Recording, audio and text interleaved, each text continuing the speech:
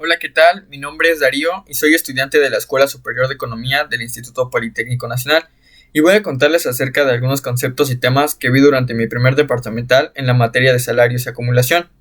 Este video cuenta con un cuestionario de 7 preguntas, las cuales voy a tratar de contestar de la manera más clara posible, así que vamos a empezar. La pregunta 1 dice: hace más de 2000 años el filósofo Aristóteles se preguntó, ¿es lo mismo la economía que la cremástica?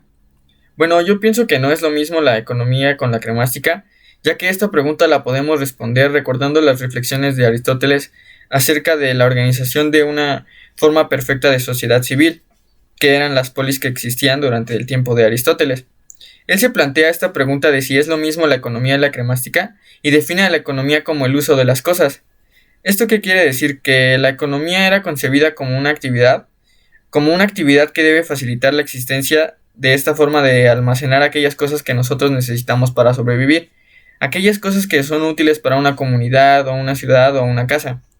Para Aristóteles, la economía era esta ciencia que se preocupa por el abastecimiento de los hogares y de estas polis que existían.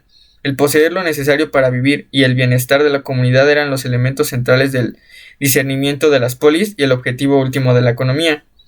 Y la cremástica es este fenómeno que aparece de la generalización del uso del dinero, y cuando este es el principio y el fin de los intercambios de productos. ¿Esto qué quiere decir? Que para Aristóteles la cremástica era el arte de hacer dinero, y su objetivo último era el de obtener el máximo lucro. ¿A qué me refiero con lucro?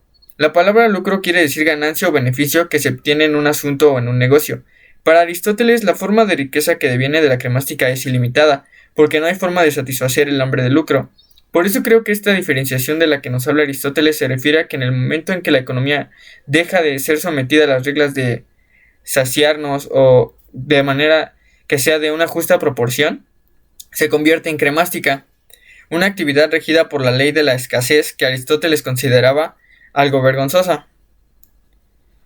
Ahora vamos con la pregunta 2 que dice así: ¿en qué radica la importancia de reflexionar en torno a las teorías y sus conceptos marcos categoriales si tomamos como referencia la noción de economía formal y la historia del dios de la mitología griega, Jano? Por lo que yo entiendo, estas categorías teóricas sirven para reconocer al capitalismo como el modo de producción que es. Si este modo de producción sirve para hacer economía, sí. Pero el entender a qué se refieren estas categorías teóricas va más allá de la confusión que ocurre entre el capitalismo y la economía. Recordemos que la ciencia económica nace con el capitalismo. Es por lo que estas categorías teóricas forman parte de una lente con la que confrontamos el mundo. Dicho de otra manera, estas categorías teóricas también participan en darle forma a nuestro pensamiento, por lo que de algún modo influyen en la forma en cómo enfocamos la realidad y delimitan la manera en cómo vemos el mundo. Pero, ¿qué queremos decir con economía formal? Con este término modelamos una forma de entendimiento que influye no solamente en nuestra manera de leer o de percibir la realidad, sino que nos vincula hacia ciertas formas de pensamiento. Estas prácticas definidas desde los parámetros de una economía de mercado y cuya función política consiste en renovar desde dentro del mundo tal como resulta que es. Por ejemplo, como la cara del dios de la mitología romana Jano, sostiene Theodor Shannon. Las teorías, como parte de la ciencia, simultáneamente sirven a la cognición, pero también la modelan y la limitan. En ese sentido, permiten ver ciertos fenómenos y otros no. Asimismo, concebir ciertas metas de la acción humana y otras no. Es en esto en lo que radica la importancia de reflexionar acerca de las teorías y de sus marcos categoriales, porque funcionan como una guía de la acción humana y porque constituyen modelos ideales de comportamiento social que ayudan a la construcción de la socialidad. La pregunta 3 dice: desarrolla y explica el concepto de subsunción formal del trabajo al capital y por qué el proceso de vigilancia y control por parte del capitalista es sustancia a él. El concepto de subsunción ya lo tenemos dado por alto. Este concepto en lo particular me llamó la atención y creo que es mi tema favorito de este primer departamental. Una de mis tareas de este departamental era exponer qué es la subsunción. Para entenderlo mejor lo relacioné con palabras con las que estuviera familiarizado, como subdirector o subjefe, que es esta persona que cubre las responsabilidades del jefe del director, pero no en su totalidad. Pienso que la palabra totalidad sirve muy bien para definir la subsunción, ya que tiene que ver con una exterioridad que existe entre el capitalista y el trabajo, y que esta misma relación de totalidad y exterioridad hace que el capitalista busque adueñarse del trabajo y que lo que el capitalista busca es ubicarse de manera directa como el jefe o como el director de este proceso de trabajo ajeno.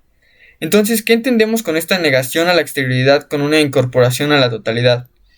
Pues que con esto podemos entender o definir que la subsunción es este acto de rechazar esa propia esencia del proceso de trabajo cuando no forma parte o cuando es ajena al capital, por eso es negar la exterioridad, y se busca darle los lineamientos necesarios para que se incorpore al capital, y así darle ese sentido de pertenencia que busca el capitalista, así negar la exterioridad para darle paso a la totalidad. ¿Y por qué decimos que el proceso de vigilancia y control por parte del capitalista es sustancia a él? Porque el subsumir formalmente el proceso de trabajo es ponerlo bajo control. Claro, control del capitalista, y hacer que el trabajador pase a ser bajo vigilancia y por tanto el mando del capital o del capitalista. Y es ahí donde el capital se torna una capacidad de mando sobre el trabajo. La pregunta número 4 dice así. Explica y desarrolla el concepto de subsunción real en el taller automático capitalista y describe sus características. ¿Qué es la subsunción real? Bueno, la subsunción real es la cooperación capitalista. Es esta fuerza productiva que resulta de la cooperación que es gratuita. Los trabajadores, o mejor dicho, sus capacidades de trabajo, se pagan, pero en términos singulares. Su cooperación, la fuerza productiva que resulta de ella, no se paga. Es en esta cooperación, la fuerza productiva que resulta de ella, es la que no se paga. Digamos que el capitalista paga 360 trabajadores. No paga la cooperación de los 360 trabajadores, pues el intercambio entre el capital y la capacidad de trabajo tiene lugar entre el capital y la capacidad del trabajo individual.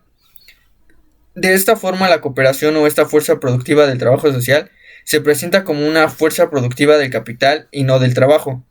Un ejemplo de esto estaría en la maquinaria, ya que ésta encuentra su expresión más pura y clásica en el taller automático. Pero, ¿qué quiero decir con taller mecánico o taller automático?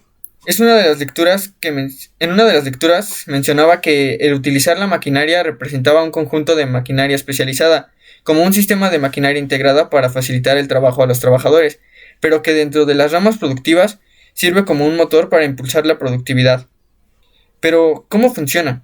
Gracias a la división social del trabajo, las máquinas entran en el lugar de ciertos procesos, mientras que los trabajadores se conectan con las máquinas por medio de la supervisión de este proceso mecánico, ya que este proceso se efectúa y depende y requiere del trabajo humano. Este proceso es lo que llamamos taller mecánico, y lo emplean principalmente la agricultura y la industria manufacturera.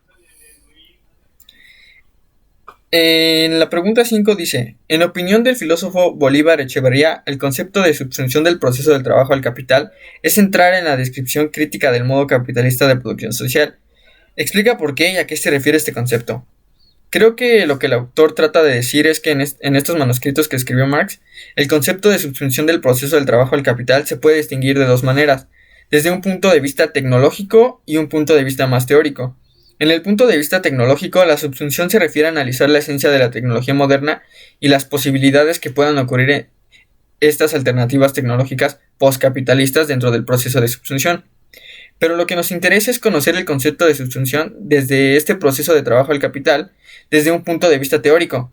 Con teórico quiero decir que el concepto de subsunción encierra los diferentes métodos que históricamente han ayudado a la formación económico-social o la articulación de distintos modos de producción. Pero el que nos importa es el modo de producción capitalista.